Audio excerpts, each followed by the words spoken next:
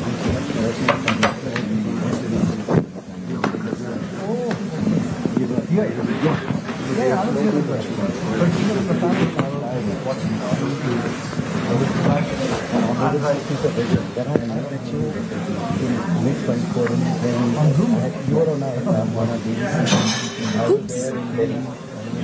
Mr. Mohan, I did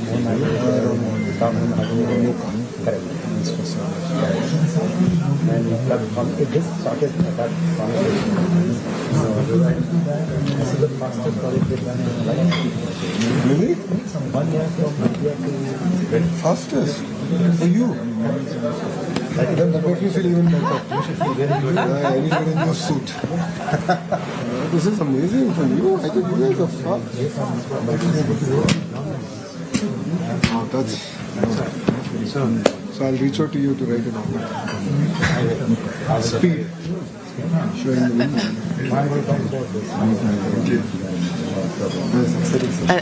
Yes, so we have to get all of these nuggets and anecdotes out.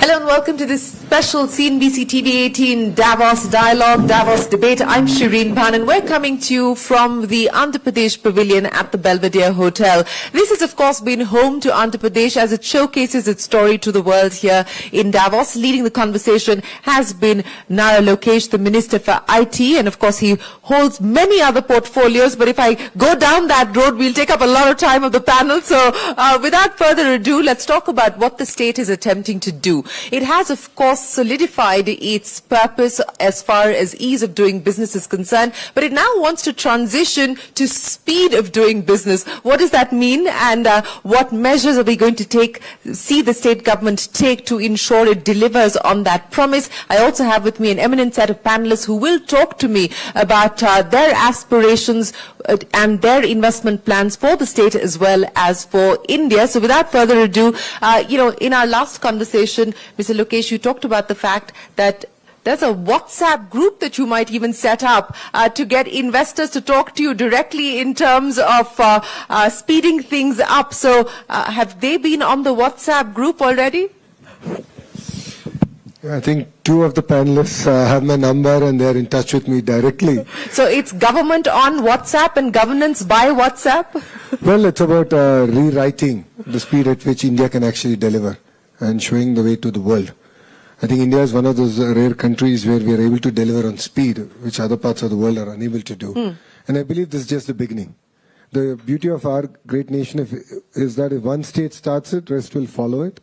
And I think that's going to put a lot more challenge on us in Andhra Pradesh and to start breaking records every time we take up a new project. But explain to me the difference, because when one talks about the ease of doing business, one would imagine that the speed of doing business is implicit in that. How will things change now as you move and pivot to the ease of doing business? So it's actually a very good point, right? Ease of doing business is about getting your permissions, making the entire process a lot more easy. I've started challenging my team on the service level agreements that we have on it. So for example, one of the partner who's here had an environmental clearance to be issued, but the SLA says it's 3 weeks. We got it done in 4 hours. So I believe that this is what we have to challenge every regulation that's out there, look at every SLA and truly deliver on the speed of doing business. Okay, so how do you go from 3 weeks to 4 hours? One WhatsApp message from me. So I got to hear we work on strict timelines with all the investors in Andhra Pradesh. We monitor the projects on a weekly basis.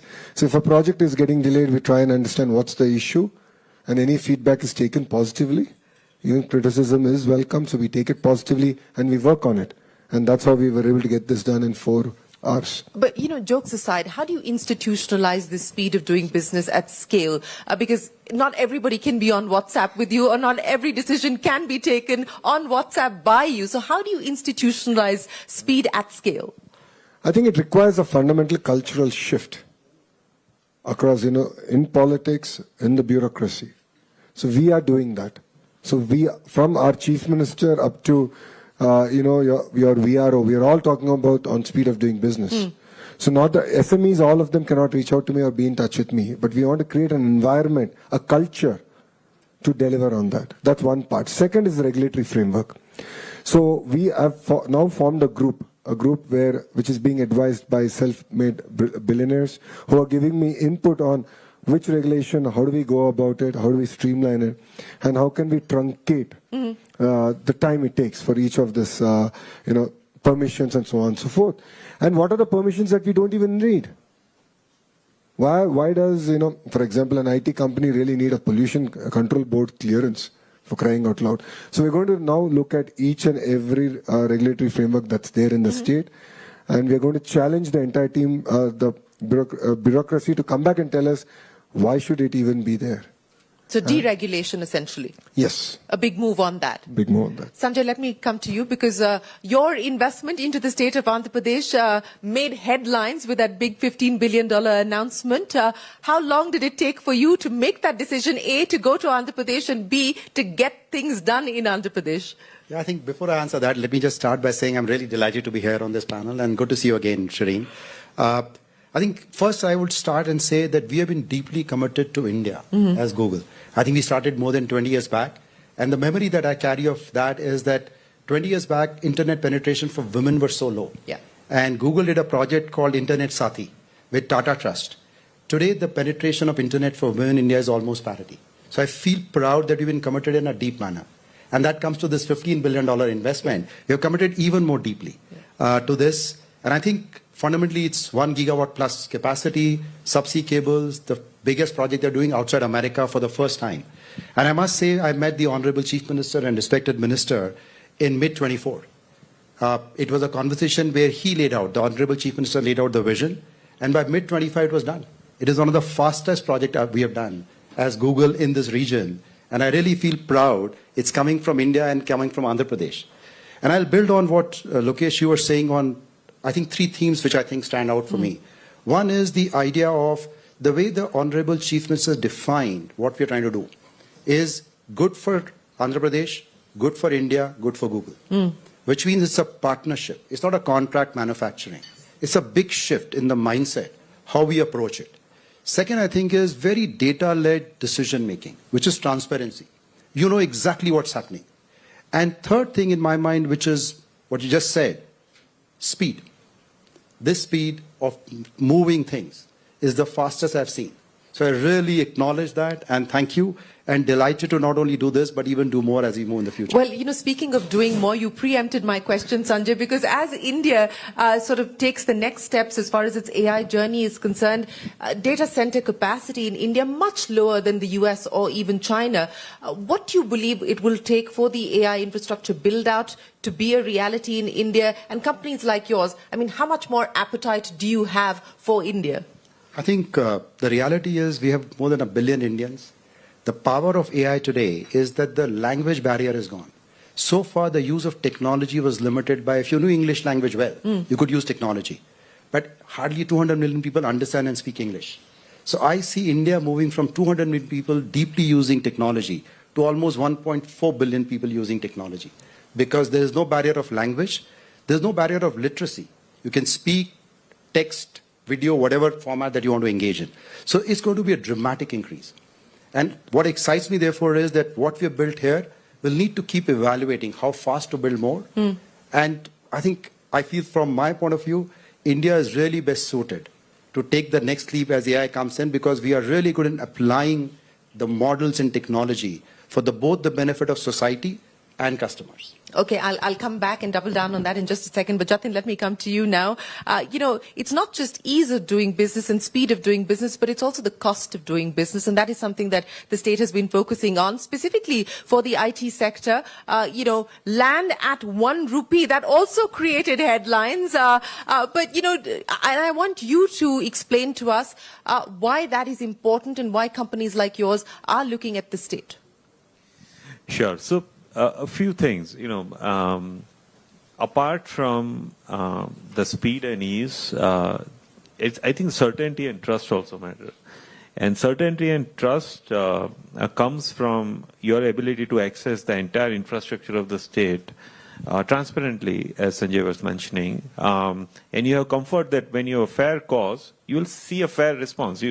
And I think that's a big comfort, that you throw a ball and then it will bounce back. It's not going to get lost. It's not going to get sort of muddled in some other controversy, etc. We believe that we are at a cusp of rebirth of IT services industry. I think AI in our lifetime, I as a professional and many others like me, I think this is the second industrial revolution that the IT services industry is seeing in one generation, right? I started when Y2K started, and I now have AI, which is in my view another 25 years of journey for IT services, plus operations, plus intellectual work, everything that India can produce and deliver to the world. So we will no longer be the services hub. I think we will be the intellectual hub for the world. And to do that, you will have to now look at where you want to be next 25 years. And when we started thinking about it, I mean, Vizag came on the top of every consideration we had. We had our own checklist of things, of excess of talent. I mean, we have incredible excess of Vizag talent in rest of the southern belt of India. And if so, why not Vizag to start with? And that's where we invested. So I think, and we got very, very warm and comprehensive response from Honorable Minister, Honorable Chief Minister, and therefore we went ahead. So we feel very energized now, and Vizag is one step as we are taking. I would say one thing: we have a 6 months plan on how we are going to grow in the state. So which tells you something, how ambitious we are. Well, you know, I just want to bring up the point that you made about the fact that the next 25 years will see a transformation of the Indian IT services sector. And this has been a sector that's been a huge generator as far as, export earnings are concerned. It's also been a big employer in India. As we transition to more AI-led, what is the expectation that the private sector has from industry, especially when we talk about talent? I mean, that is the single biggest competitive advantage that people talk of when they talk of India. How do we ensure that we are talent ready for this AI world? And what is the industry, private sector collaboration on that front that's needed? So I think the core of talent and intellectual capital is India's demographic dividend, right? I mean, that's the core. Now, what you do as an industry like us is you work with education ministry, you work with colleges. We work with another roughly 120 colleges where we influence the syllabus in last 2 years of this. We have initiative like Synapse, which has nothing to do with Cognizant. We just want to impart right technology knowledge, which is market facing today, not yesterday's market facing. And we have done 1 million coverage in that in last 3 years. And we have now taken an ambitious goal to get to 2 million of such training. So, so it is a great opportunity. I think I always say that there is a valley of skepticism before there is a climb of hope. And in AI, we are a little bit in that space before we see the climb of hope. We certainly see it from our vantage point, how thousands of things today India doesn't do, India would be able to do from services standpoint with help of AI. And Sanjay alluded some of that too. So we are very excited, and I think our population and our young engineers are getting ready for it. Well, Soketa, that's a good point for me to get to you, because in Jatin's words, skepticism before we get to hope. That's also the perception when we talk about manufacturing and large-scale transitioning to manufacturing, because people believe that that's already a space that China has occupied. There's a whole bunch of other countries that have taken what has moved out of China, and India is, of course, one of them. How do we build on that story? What do states like Andhra Pradesh need to do to continue to draw in investments from the rejigging of supply chains that's going on, from the resilience point of view as far as supply chains as well? That's a great question, and I'll start with resilience is table stakes. It is not an option anymore. And speed is the last strategic advantage left for firms. So in a few months, there'll be a book from HBR that I'm working through, and we call it Intelligent Speed at Scale. And there is a simple formula, and India is a math-driven country, so I'll give you the formula. It is the speed of insight multiplied by the speed of decision multiplied by the speed of action. Now, the reason it is multiplied is because if one of them is 0, the value is 0. And companies have been working through that, and what we found is countries and companies that follow this have a disproportionate market value. Now, as you think about industrial manufacturing, the big question is operational sovereignty. If I do something, and right before we came out here, had a nice conversation that said, do I own my data or does it live somewhere else? It can be a big challenge. The second piece is technology is core part of manufacturing. And if my processes cannot be designed in one place and used all over the world, I run into issues. And I'll give you an example. A client of ours has a facility in China, 400 million of revenue created. They have 210 people, 10 people on the line, 200 running AI. The same factory at a different northern hemisphere location has 1,000 people, 10 people are writing reports, and the other 990 are on the line.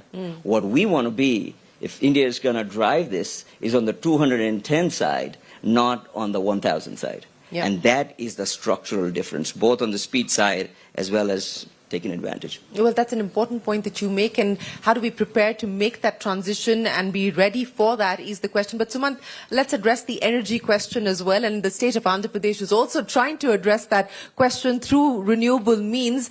But, as we aspire for this 8% growth, as we aspire to become a $10 trillion economy, we will, of course, get to a $4 trillion economy shortly. How we need to think differently in terms of our energy mix as well, and what the imperatives are for states like Andhra Pradesh. Yeah, thank you, Shireen. Let me first comment a little bit about my own or our company's experience in Andhra Pradesh. We had not a very good time a few years ago, but I think when the current Chief Minister came in along with Lokesh, things just changed totally for us. The kind of responsiveness, the kind of welcome that they sort of gave us was so remarkably different from what we had been experiencing until that point in time, that it sort of totally changed our minds about the state, even though going into it we were quite skeptical because of our prior experience. And there were 2-3 things that happened, which I think goes to the way in which the current dispensation operates. One is that they came to us and they said, why don't you make Andhra Pradesh your home state? Right now we are based in Delhi. You don't have a lot of renewable energy capacity in Delhi or Haryana, obviously, right? So that can't be our home state. And that thought really appealed to me. It really resonated strongly with me. And I thought, Andhra has a lot of good natural resource. What it did not have was enlightened leadership, which it now has. And why should we therefore not think about exactly what they were telling us? And it took us a little bit of time to come sort of to accept that premise. But I think the more I thought about it, the more it made sense. And that's why we decided to put in all our chips into Andhra in a way, right? And I give full marks to both Lokesh and to the Honorable Chief Minister for that. The second thing is accessibility was phenomenal. Lokesh gave me his number. I'm in touch with him, and he, when you talk about speed, he responds very fast. So if you message him, he responds back to you definitely before the end of the day. Are you using an agent, by the way, or are you actually responding to messages yourself? So that's a good point. I'll sort of try to give a very difficult, complex message the next time, which may require some personal intervention. And then I'll get back to you and let you know what happens. But that is the second thing. The accessibility was really very good. And that's unusual in India. It's not very common. The third thing was not just the speed of responding to WhatsApp messages, but the speed of decision making. I think that was something that was also quite remarkable. And it's a very flat hierarchy. You talk to Lokesh, you talk to the Honorable Chief Minister, and you're pretty much, the decision gets made. And of course, it has to then be implemented, and all the proper documentation has to be done, and everything has to be checked out. But obviously, when the political side is pushing so hard, then the bureaucracy also tends to tends to, not always, but tends to fall in line as much as possible. So I think our experience, therefore, has been very positive. And that's why, we were looking to set up our ingot wafer line and for solar manufacturing. And we talked to many states, and many states are actually very unhappy with us for having gone to Andhra Pradesh, which I find is it's good for us when we go to Andhra Pradesh, but it's bad for us when we go to almost any other state now, because actually there's such competition now between the different states. It's actually quite interesting. So I think that's been our experience. The land has been allocated. We're now going to lay the foundation stone and get moving forward. And we're looking at what else we can do in the state. So I think that's really not answering your question. No, but I think you actually raised a very important point, because I think that's a relevant point, especially for people who are looking at investing in India as fresh investments, or even people who are looking at incremental investments. Policy continuity, tax certainty, policy predictability, political continuity as well. Decisions that you may have taken may get overturned by another government, by another dispensation, as was the case with Sumant. In this case, it actually worked to his advantage. But, how do you allay those apprehensions? How do you allay some of those concerns that investors may have? I mean, that is a challenge for the entire political system. I mean, if you look at it globally, to be fair, I think the Indian political system definitely looks a lot better. Saying that, I believe that there's greater maturity now coming in, and it requires greater discussion.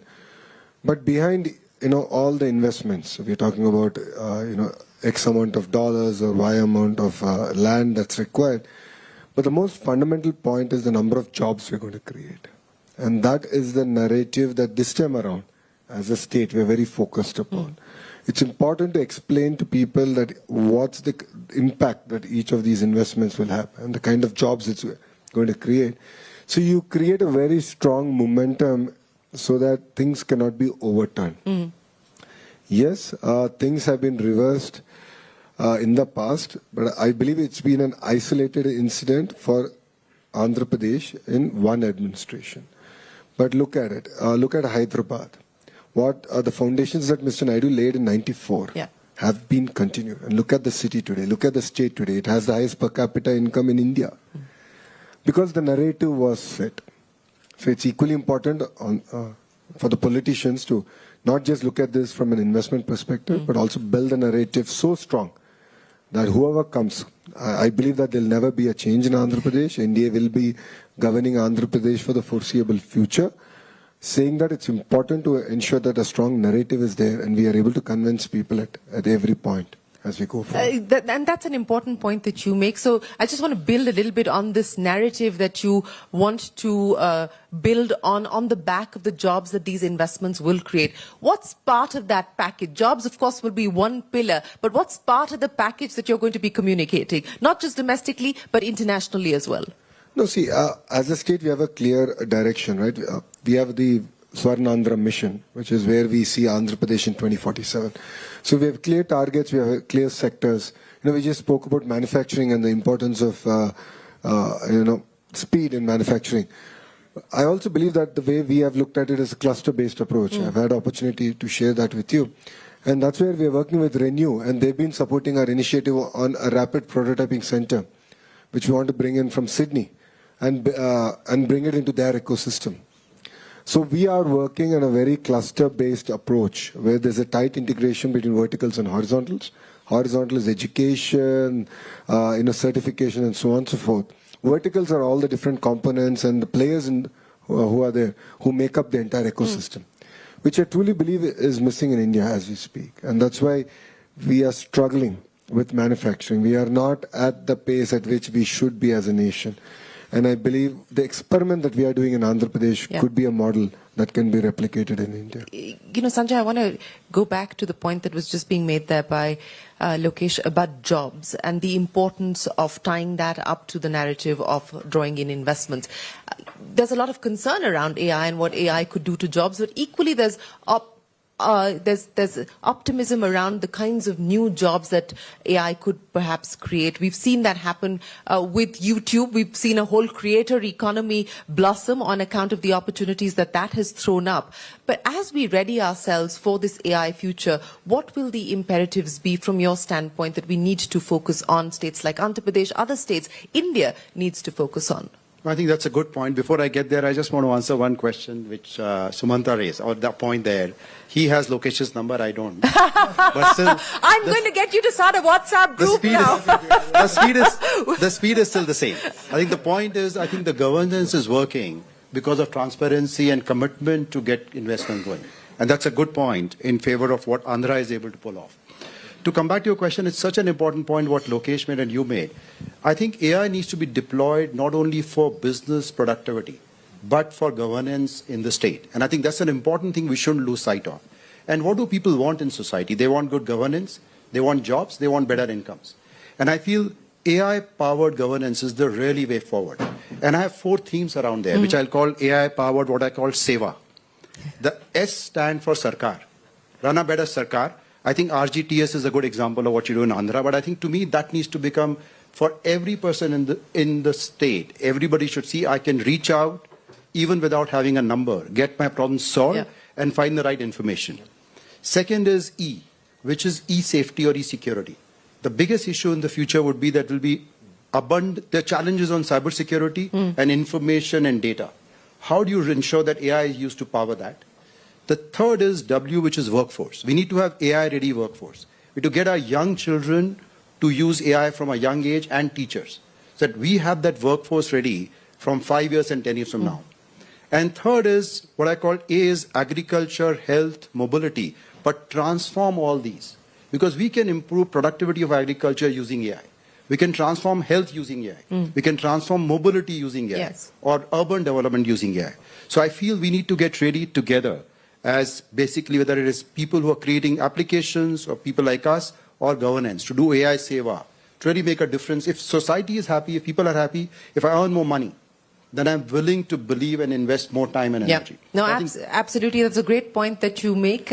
Technology for the sake of technology has no purpose. It has to be put to use for people. I'm going to get wrap-up comments from each one of you. And Jatin, let me start by asking you, since we're talking about the fast lane, investing at the speed of growth, you're a numbers man. So what is the one number that we should focus on from the state's point of view that they should get done?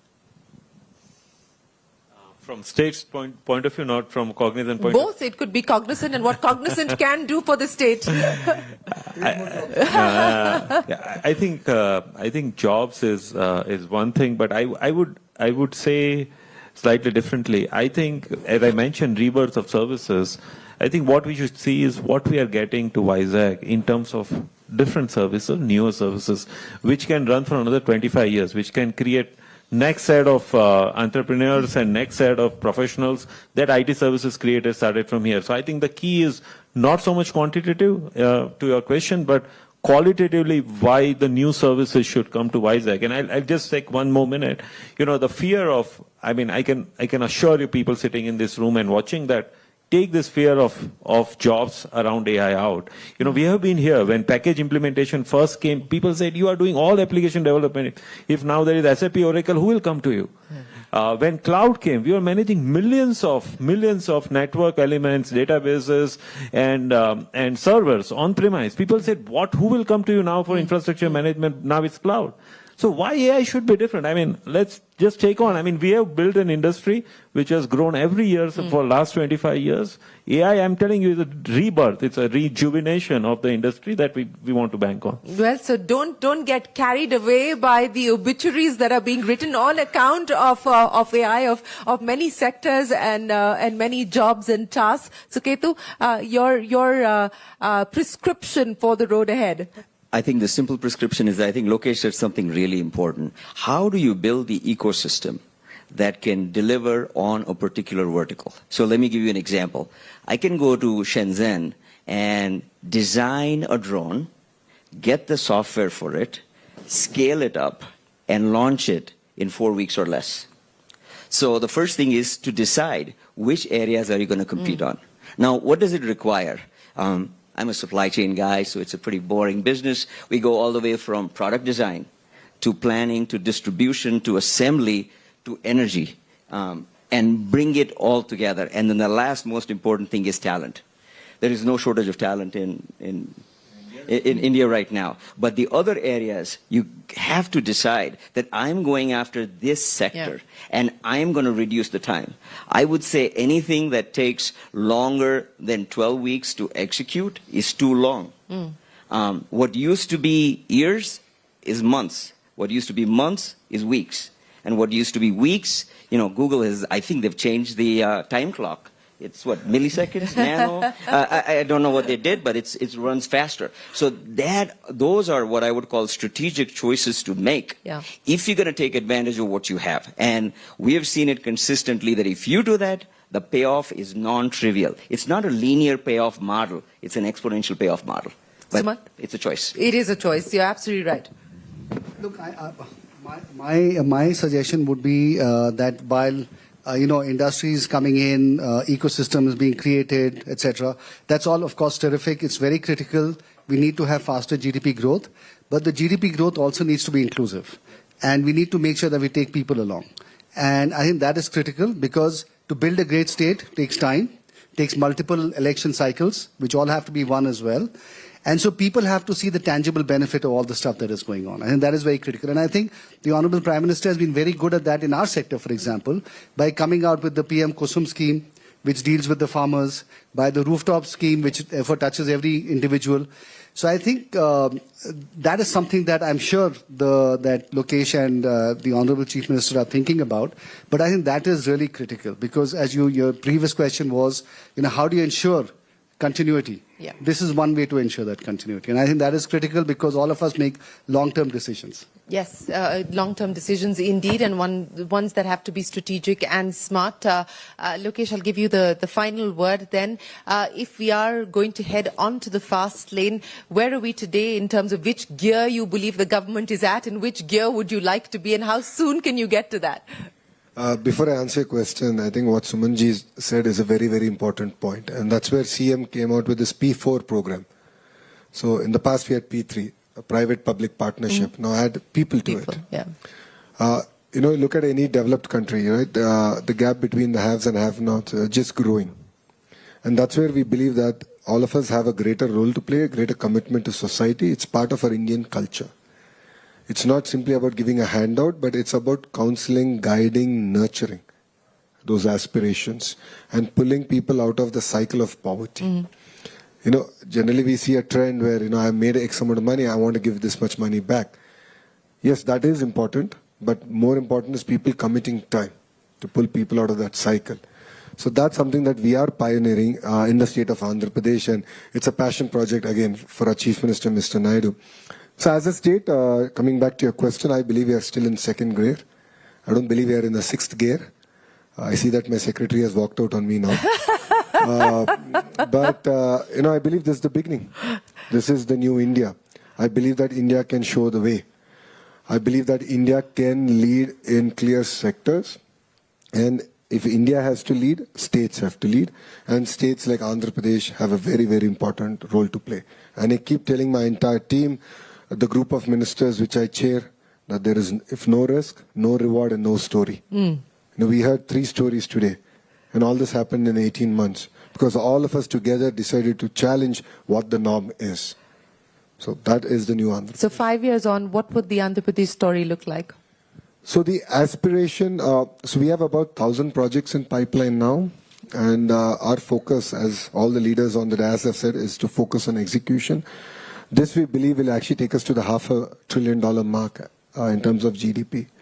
So that is what I believe the true outcome by which we want to measure ourselves. And again, just to go back, as Sinhaji has said, it's important now to look at whether these fruits of these outcomes are actually translating down all the way to the farmer, to the housewife who's taking care of the house really well.